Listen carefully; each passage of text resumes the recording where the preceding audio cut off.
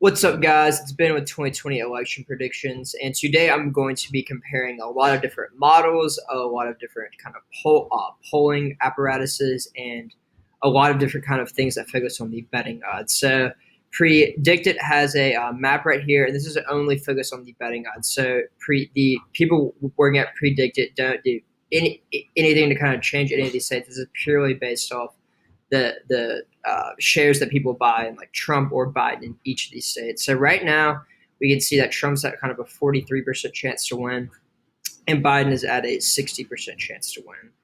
And we can go state by state, kind of. So in Florida and North Carolina are supposedly going to be the closest states according to this model, and states that I think have a bigger potential to be the tipping point states like Pennsylvania or Wisconsin or even Michigan are pretty well in Biden's favor, even more than kind of his predicted chance to win.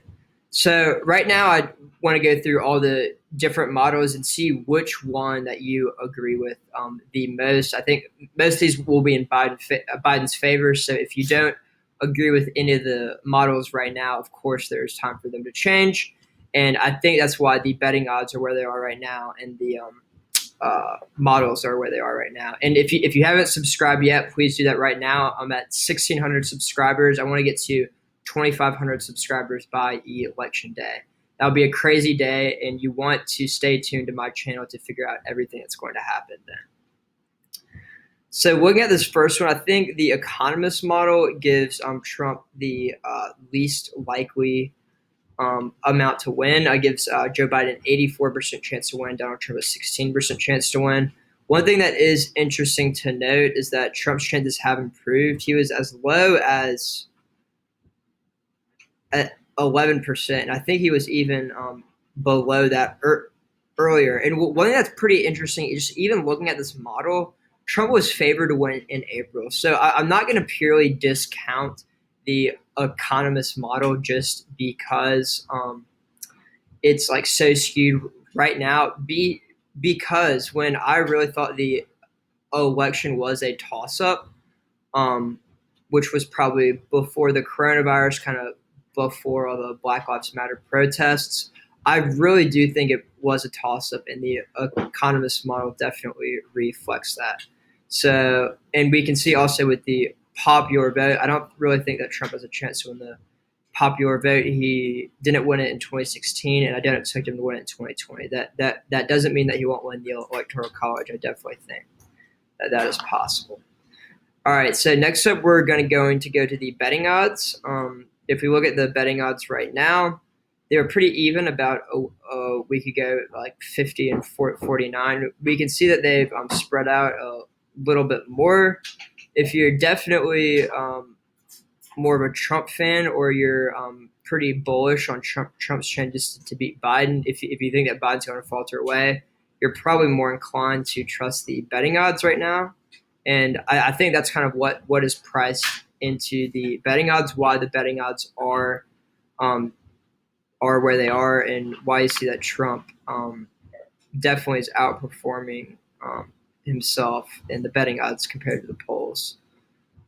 Next up is Nate Silver's 538 model. I'd probably say this is the most well-known presidential election model. He's changed it up from his 2016 one. I personally kind of like the format of his 2016 model, but the reason why he changed it is he kind of it's instead of just having one map, he's having a bunch of maps just to reflect that, like, in 25% of the 40,000 outcomes that they have, like, Trump wins. So you shouldn't get mad at Nate Silver if like one of these Trump win outcomes happens, because that is baked into his model.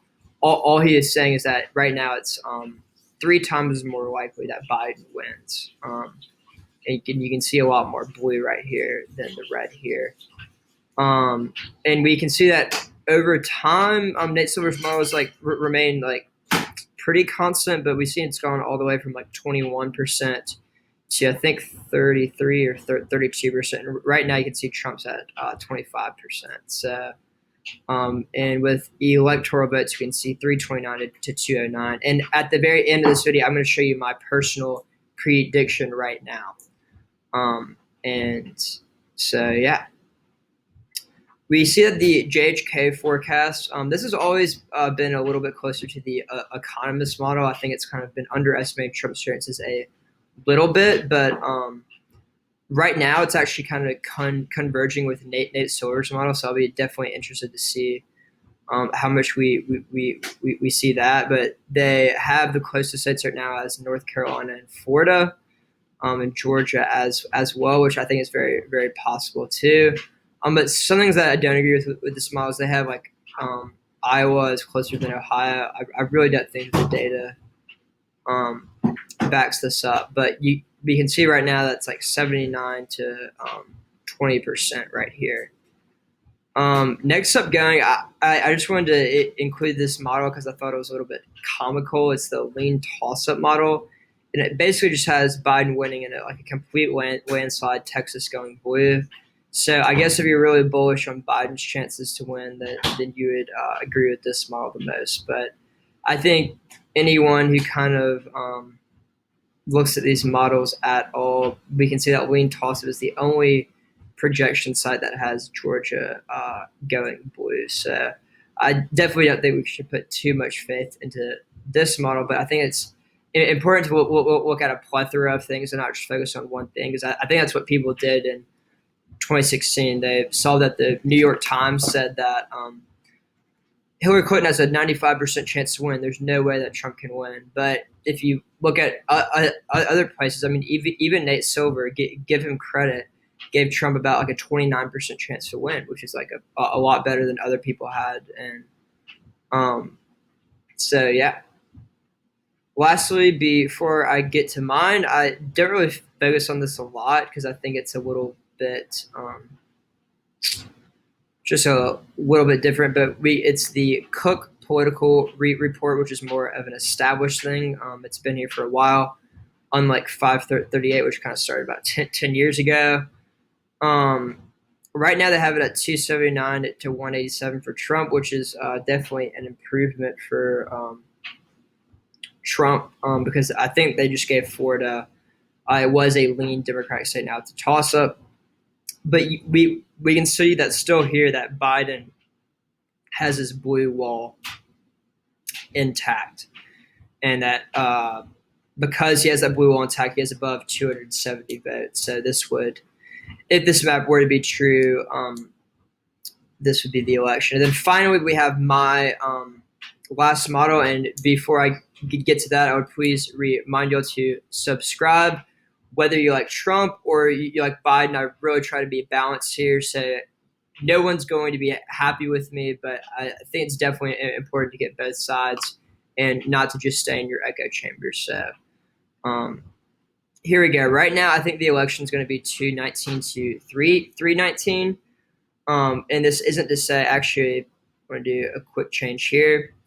All Trump needs to do to win in my scenario is to win a few thousand votes here and there, so in Florida and Pennsylvania, and then he gets to 268 and even less votes here, and this is a Trump victory. I'm going to do a video in the future explaining why a electoral college tie would be a win for Trump, but I think this is definitely Trump's easy path to victory. However, right now, I still have Pennsylvania and even Florida. A lot of people are now putting Florida in Trump's column. I still just think, looking at everything, looking at the different segments of the polls, we still see that elderly voters are a little bit turned off by Trump right now. And until I see some polls where Trump is leading in Florida, I still am going to put Florida in the tilt Biden column. So I know